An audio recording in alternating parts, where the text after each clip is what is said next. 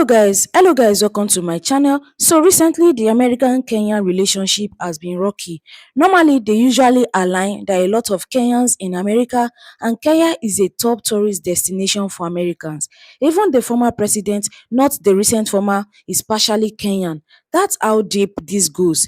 Then I noticed that anytime any American president want to visit Africa, Kenya is like their most preferred place to go. Recently this year, Ruto was even welcomed in the White House with his wife by Joe Biden, but all that goodness and international friendship is about to fall apart. If you go all over social media now, they are currently locking horns, Kenyans, with Americans. Late last month, a massive protest rocked Kenya, where the young people rejected a controversial law known as the Finance Bill.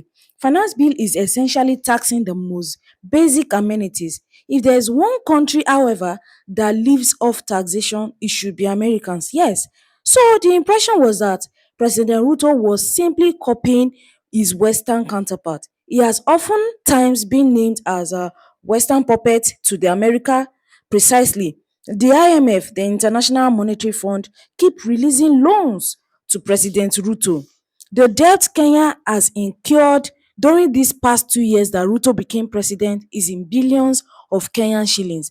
And their MPs, is MP, members of parliament, but they are now calling them MPs because of how MPgy they are.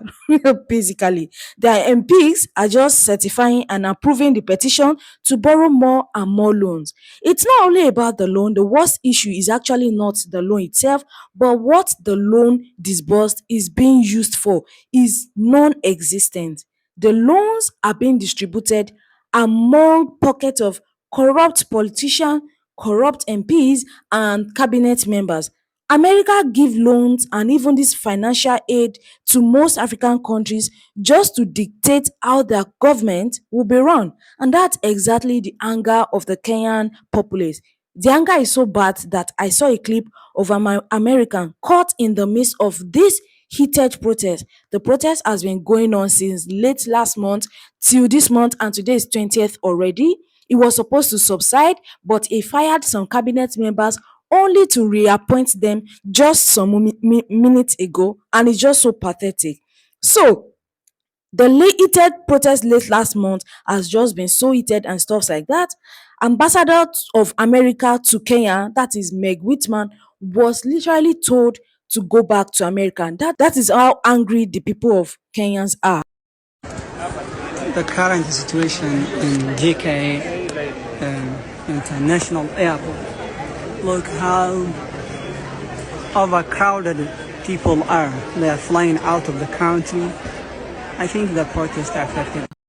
Julius Malema of South Africa also accused President Ruto of bowing down to imperialists, of entertaining the British monarch that his ancestors are being known for shedding blood of Kenyans. Remember the Mau Mau and many others in Africa. As a Kenyan, it is even believed that the Western powers helped President Ruto to actually become the Kenyan president. They held their election 2 years ago, and it was a bottleneck competition between William Ruto and Raila Odinga.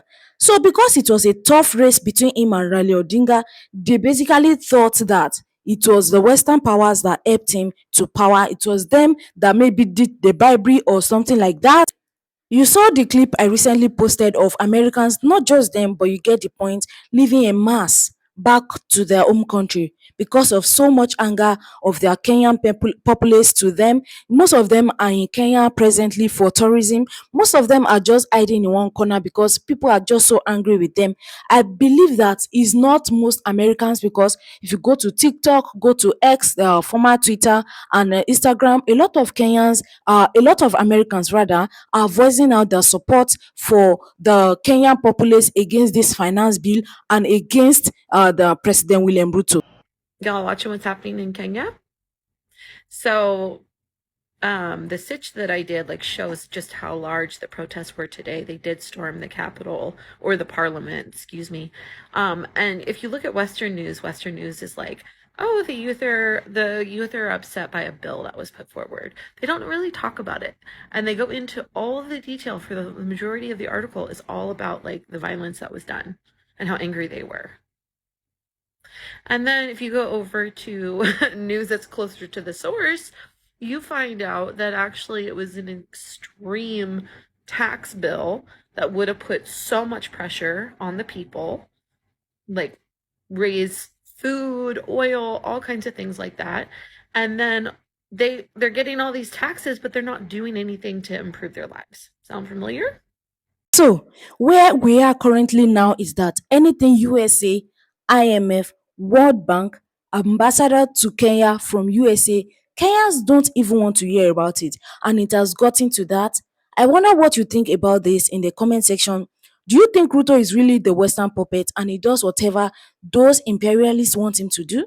And funny enough, the richest man in Kenya revealed some bombshell about this loan issue, about this finance issue, about this protest issue. You know, someone from the finance world, from the economic world, maybe he might have some insider or depth about this loan and finance bill of a thing.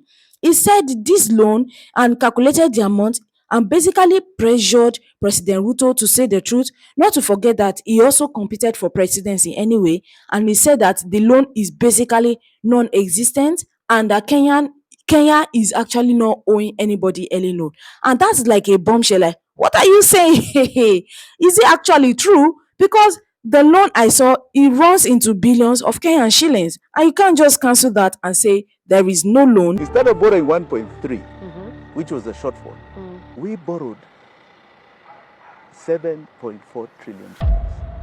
Wait a minute. The deficit was 1.3 trillion. Yes, And what did we borrow? 7.4 trillion shillings. What was that money used for? It doesn't appear in the budget. So you minus 1.3 to 7.4, you have about 6.3, Yes. which is nowhere.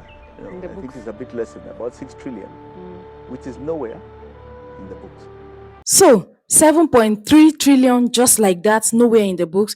Do you agree with what his name? I can't even remember his name right now. I think his name starts from J or something. All I know is that he's the richest man in Kenya, and this guy is that Farah Malim talking about maybe slaughtering like 5,000 people or something. And it's just so crazy, guys. Right now in Kenya, if you're American, maybe you should just avoid that place right now for now, or just avoid speaking on sensitive issue about that, because they believe that Americans are the cause of the problem actually.